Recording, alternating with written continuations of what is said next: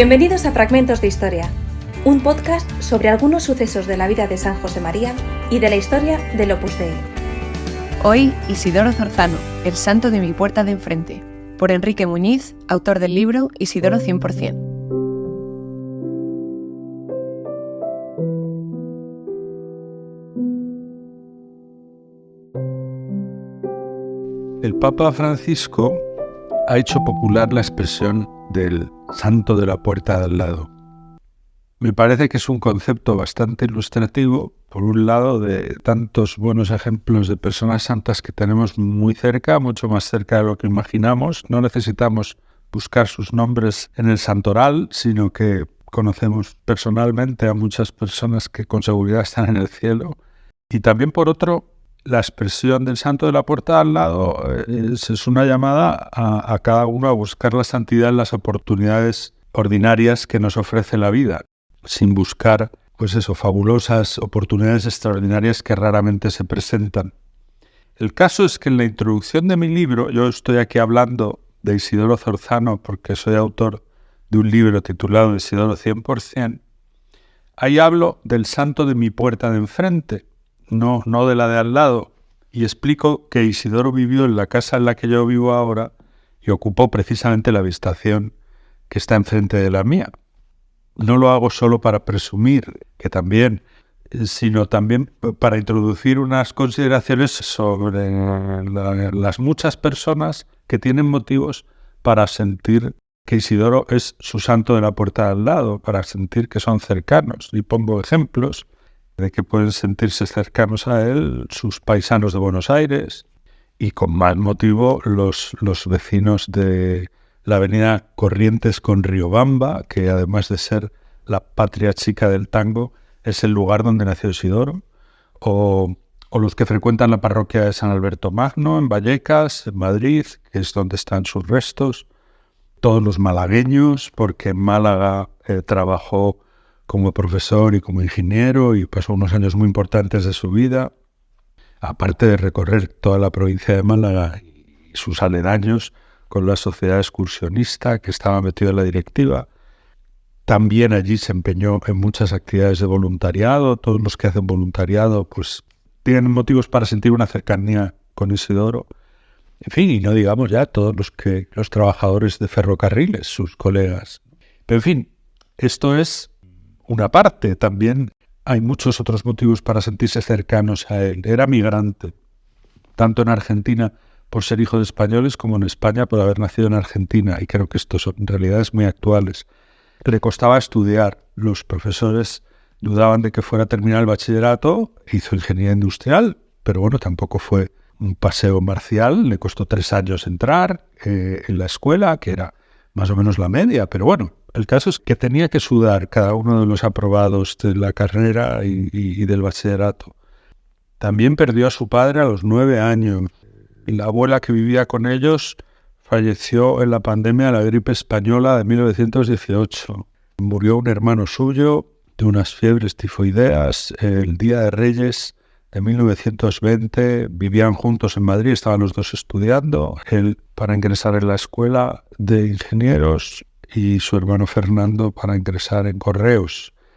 Perdió otro hermano en la guerra, que era militar. Su familia se arruinó por la quiebra del Banco Español del Río de la Plata. Ahora diremos alguna cosa de su familia y de sus dineros. En fin, era de familia numerosa. Sus padres tenían un negocio, eran emprendedores, tenían una mercería y ganaron dinerete y se vinieron a España con la idea de volver, pero no pudieron volver porque falleció su padre de una meningitis fulminante. Coleccionaba sellos de correos, era manitas, hacía receptores caseros de Radio Galena, era un apasionado de la educación, le gustaba dar clases.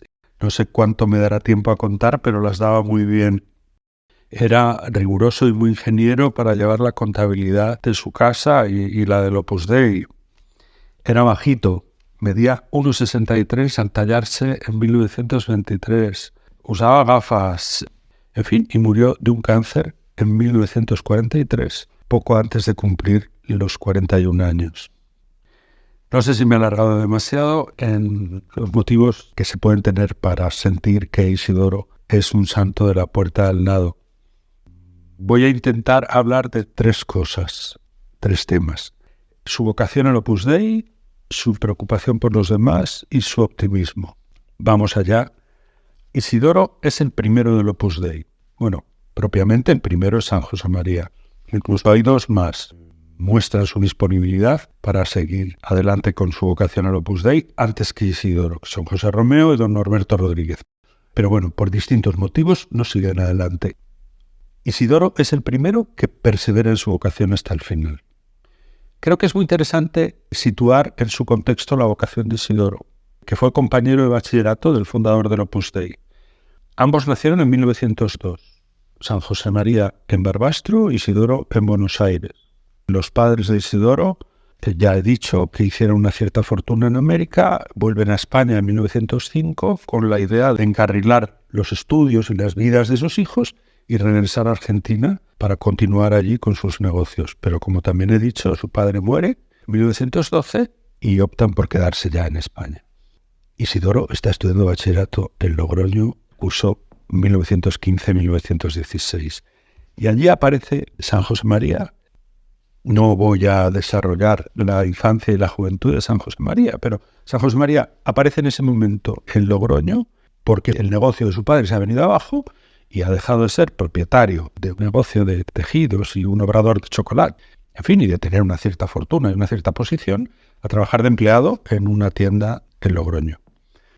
También han fallecido varias hermanas de San José María. Digamos, San José María tiene motivos para ser un adolescente disgustado con cómo le está tratando la vida, y de hecho esto tiene su lectura, pero este podcast no es sobre San José María, sino sobre Isidoro. El caso es que en el curso 1915-1916 se conocen y son compañeros durante 4º, 5º y 6º de bachillerato, lo que hoy en España es 3º y 4º de la ESO y 1º de bachillerato. El caso es que de esos años no sabemos más que su amistad. Probablemente serían amigas también las madres y sería muy interesante tener el testimonio de la madre de Isidoro, de la madre de San José María sobre el otro, ¿no? Pues cómo les satisfacía el que fueran amigos y planes que pudieran pensar para el futuro de ambos, etc. Si accedían o no a la nevera de la casa del otro, que esta es la señal de incorporación total a una familia, de un amigo, de un hijo. El caso es que en 1918 sus vidas se separan. San José María se va a Zaragoza al seminario y a hacer derecho. Isidoro se va a Madrid a hacer industriales o a intentar entrar en la escuela, que ya hemos dicho que le lleva un tiempo. No es raro que las amistades que nacen en esas edades duren toda la vida. Por aquel entonces la distancia entre Madrid y Zaragoza era idéntica a la actual en cuanto a la geografía, pero no había ni mensajería instantánea, ni tren de alta velocidad. Algún contacto debieron tener durante los años que van de 1918 a 1930, en los que tenían de 16 a 28 años. Pero poco sabemos de ese tiempo, salvo que durante unos meses los dos vivían en Madrid. San José María llegó a la capital en abril de 1927, Isidoro estaba allí y allí permaneció hasta que se marchó a Cádiz en noviembre del 28. Enseguida pasó a Málaga. En ese año y medio intercambiaron alguna correspondencia, tuvieron que verse alguna vez, pero en fin, el caso es que llegamos a 1930, cuando los dos tienen ya 28 años. Isidoro está en Málaga, trabaja como ingeniero de ferrocarriles, pero tiene una inquietud, tiene dudas. Algunos dicen que le va a hacer cura, tiene muy claro que quiere ser ingeniero, aunque no congenia con su jefe y los ferrocarriles andaluces no van muy bien, como se verá enseguida, porque, bueno, los absorben otros ferrocarriles y enseguida surge Renfe, que unifica todos los ferrocarriles españoles. Pero bueno, él necesita ganar dinero para sacar adelante a su familia y evita echarse novia, evita dar esperanzas a ninguna pretendiente y está con esas dudas. Y San José María, que acaba de fundar el Opus Dei y busca gente para la obra, reza, pide oraciones, sobre todo a los enfermos que trata a través del patronato de enfermos, y le pone un tarjetón en el que dice: Querido Isidoro, cuando vengas por Madrid, no dejes de venir a verme. Tengo cosas muy interesantes que contarte. Un abrazo de tu buen amigo. El tarjetón se lo manda a través de su madre. Su madre vivía en Madrid y le hace llegar el tarjetón a Isidoro. Isidoro responde: espero ir pronto a esa, se refiere a la capital, a Madrid. Tal vez a fin de mes, en cuyo caso ni que decir tiene que mi primera visita será para ti. El 24 de agosto de 1930, día de San Bartolomé, Isidoro viene a Madrid y en unas circunstancias llenas de casualidades, se encuentran. Llenas de casualidades porque Isidoro va al patronato de enfermos, ahí no está San José María. Se va a dar una vuelta, San José María está en otro sitio y sin saber muy bien por qué va hacia el patronato. Y sin encontrarse en un punto en el que coincidían los recorridos que ambos estaban haciendo, sino un poco más allá, se encuentran. Isidoro le cuenta sus inquietudes y San José María le explica el Opus Dei. Claro, estamos con Isidoro, que nota que Dios le pide algo y que a la vez quiere ser ingeniero, 100%. San José María busca gente que entienda la santidad en medio del mundo. Pues aunque esta comparación sea un poco bestia, estamos en una reunión entre un pirómano con una caja de cerillas que acaba de encontrar a uno que lleva un tanque de gasolina, ¿no? O sea, el fundador del Opus Dei está buscando gente como Isidoro. Isidoro tiene preguntas a las que responde la vocación al Opus Dei. Esa misma tarde pide la admisión, pasa unas semanas a continuación con su familia en Logroño y vuelve a Málaga. O sea, el primero que entiende en profundidad el mensaje del Opus Dei vive a unos 500 kilómetros del fundador, que tiene mucho interés en darle esa primera formación para que se incorpore al Opus Dei, digamos, como locomotora y no como vagón, ¿no? Pero el caso es que no voy a entrar en comparaciones de lo que se tardaba entonces y de lo que se tarda ahora en ir a Málaga, pero el caso es que Isidoro desde entonces consigue viajar a Madrid más o menos 2 veces al mes. Los fines de semana de 2 días no se estilaban entonces, se trabajaba también los sábados. Normalmente Isidoro lo que conseguía hacer 2 veces al mes era viajar el sábado por la noche a Madrid, pasar en Madrid el domingo y regresar el domingo por la noche para estar trabajando el lunes por la mañana. La buena noticia de todo esto es que esas distancias obligan a que gran parte de la tarea de acompañamiento espiritual que San José María realiza con Isidoro en esos primeros años de su vocación se hace por carta. Y muchas de esas cartas se conservan. De hecho, por ejemplo, una de las primeras, que está escrita el 19 de septiembre, Isidoro ha pedido la admisión, ha pasado unas semanas en Logroño, vuelve y escribe: me encuentro ahora completamente confortado. Mi espíritu lo encuentro ahora invadido de un bienestar, de una paz que no había sentido hasta ahora. Se confirma, era lo que estaba buscando, ¿no?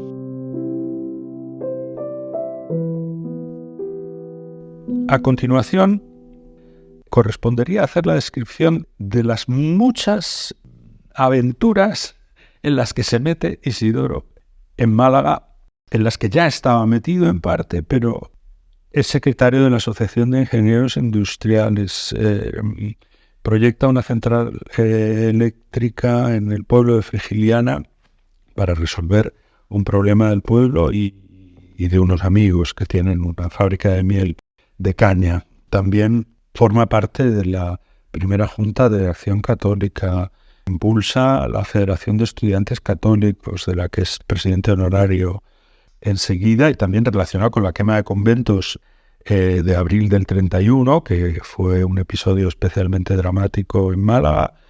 Conoce a unas adoratrices y empieza a colaborar con ellas especialmente para los regalos de Navidad de las niñas que están acogidas por esas religiosas. Colabora en la Casa del Niño Jesús, en una especie de asilo para chavales en el que da clases y ayuda. Aquello está dirigido por un jesuita que es el padre Aicardo. A todo esto trabaja en los ferrocarriles y da clases en la escuela industrial. En esa misma época le hacen tesorero del Patronato Local de Formación Profesional de Málaga. Y más cosas. Es de la Sociedad de Excursionistas, apunta a un gimnasio. ¿Y qué le dice San José María? mientras está metido cada vez en más y más líos? Pues San José María, en las cartas que conservamos, se ve que no recorta su actividad, pero le pide que lo fundamente todo en la oración, que ofrezca las dificultades. He mencionado la quema de conventos y él está metido en organizaciones católicas que no simplemente son vistas por algunas personas con antipatía, sino con verdadera agresividad. Le dice que sea constante en lo que se propone, que procure comulgar a diario. En fin, también creo que esto, consta que Isidoro tuvo una notable devoción a la Eucaristía y, de hecho, siendo niño, consiguió recibir la primera comunión antes de lo que le tocaba. Pero el hecho es que en 1930, cuando pide la misa en el Opus Dei, iba a misa los domingos y punto. Y que hasta finales del 31 no hablan las cartas de la comunión diaria.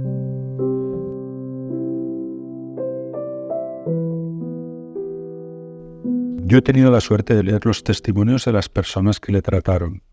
Testimonios que se encargó de recoger San José María cuando falleció. Llama la atención cómo unos y otros se refieren a los detalles de servicio que tuvo con ellos. Daba clases particulares a sus sobrinos. Se ponía el mono para ayudar a los obreros de los ferrocarriles, algo muy poco frecuente en un ingeniero. Preparaba a los que estaban haciendo tesis doctorales y oposiciones académicas, les preparaba los gráficos para sus trabajos. A los de letras que estaban en situaciones parecidas, les limpiaba los zapatos para que se presentasen ante el tribunal de una manera aceptable, ¿no? Durante la guerra civil visitaba a unos y a otros, incluso a los que estaban en prisión. Se encargaba de la instalación de los centros de la obra, de buscar fontaneros, electricistas, carpinteros, proveedores de distinto tipo. Y luego hay anécdotas pequeñas de encargarse de una gestión funeraria de la novia de un amigo que tenía que ir a recoger los restos, no sé si de su madre, de su abuela, y Isidoro es el que... o de ir a recoger a la estación a la familia de unos vecinos que vienen de lejos y hay que acercarles, en fin. Facilitaba gestiones burocráticas, llevaba contabilidades, lo he dicho antes, pero llevar una contabilidad es una cosa bastante pesada, es un acto de servicio que a mí me resulta particularmente oneroso, ¿no? En fin, y todo, pues esto, con una sonrisa y un simpático carácter de ingeniero, que manifestaba especialmente en el trato con otros ingenieros o con estudiantes de ingeniería. Hay un testimonio de José Ramón Madurga. José Ramón Madurga entonces era estudiante de ingeniería industrial y en sus recuerdos escribió lo siguiente. En un caso concreto me dijo, medio en serio, medio en broma, pero sacándole punta sobrenatural al tema, lo siguiente. La vida es una suma de mortificaciones pequeñas de orden diferencial y la integral de la expresión diferencial de la mortificación es la santidad. Bueno, esto que es, yo no termino de entenderlo muy bien porque no recuerdo qué son las integrales, ni esta frase la leí en la presentación del libro en la Escuela de Ingenieros Industriales, la Escuela Técnica Superior de Ingenieros Industriales de Madrid. Bueno, se pusieron de pie a aplaudir los ingenieros, que esto les pareció algo verdaderamente fabuloso, ¿no? En fin, seguiría con otros detalles y con otros recuerdos de otros ingenieros, recuerdos de alumnos, muchos testimonios también de los que le acompañaron durante su enfermedad. Solo he dicho que falleció de un cáncer del sistema linfático. Bueno, que tardó, que tuvo un desarrollo de un tiempo en el que hubo que acompañarle en distintos sanatorios y los que le iban a atender se iban con la sensación de que era él el que se había preocupado por ellos. ¿Has dormido? ¿No has dormido? ¿Qué te pasa? ¿Por qué toses? Y es él el que se está muriendo, ¿no?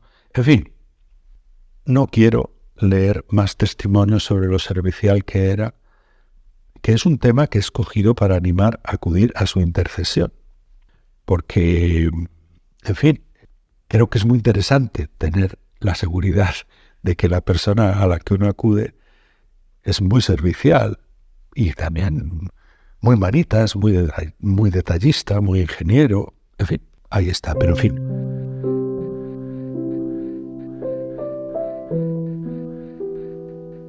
he dicho que iba a decir también algo sobre su optimismo y un trato es un trato, lo dejamos ahí. Y digo sobre el optimismo solamente un recuerdo, un testimonio de estos que he dicho que se recogieron cuando falleció, es el testimonio de Eduardo Alastrue. Eduardo es de los que estuvieron alojados con el fundador del Opus Dei en la delegación de Honduras y que la segunda mitad del 1938, él y alguno más, entre ellos don Álvaro del Portillo, dejaron la delegación de Honduras con la intención de alistarse en el ejército republicano para ser destinados al frente y pasarse al otro bando. Bien, el caso es que estamos en esa situación y Eduardo tiene el siguiente recuerdo. Isidoro venía a comer con nosotros al cuartel en los días que pasamos en Madrid, ya fuera de la embajada, pendientes de nuestra incorporación al ejército. Una tarde nos tocó comer en el cuartel que había frente a la Basílica de Atocha, en el Pacífico, y volvimos los dos solos hacia el centro, dando un largo paseo por la calle de Alfonso XII. Comentábamos los desastres y las ventajas de la guerra, e Isidoro empezó a hacer el recuento de los bienes que nos traía y nos había traído. La veía de un modo totalmente sobrenatural, como una oportunidad magnífica que Dios nos deparaba para santificarnos. Y lleno de alegría iba enumerando las virtudes, sobre todo la caridad y unión fraterna, que con aquellas circunstancias y por la bondad de Dios se afirmaban en nosotros. Cuando llegamos a casa recuerdo que estábamos rebosantes de alegría y dábamos gracias interiormente a Dios de todo corazón por tantos regalos como nos colmaba en aquel tiempo. Estas conversaciones sobrenaturales, hablando de Dios, de la obra y sus rasgos principales, del futuro del Opus Dei, eran muy frecuentes entre nosotros. Nos encendían de entusiasmo y alegría y agradecimiento a Dios y nos elevaban muy por encima de las dificultades y peligros que nos rodeaban. Isidoro las aprovechaba a menudo y las circunstancias se prestaban a que estuviesen llenas de naturalidad. Al comentar las cosas grandes que presenciábamos ya y que nos esperaban, recuerdo que repetía a menudo, como no pudiendo expresar de otro modo su admiración: es admirable, es extraordinario. Este es el recuerdo de Eduardo y, bueno, yo tengo que terminar y no quiero hacerlo sin animar a profundizar en la vida de Isidoro. Es muy fácil encontrar mi libro, que está disponible gratis en audio y en formatos electrónicos. Ahí también se enlaza una biografía más amplia que escribió don José Miguel Perosaz y un vídeo muy bueno sobre él que está en YouTube.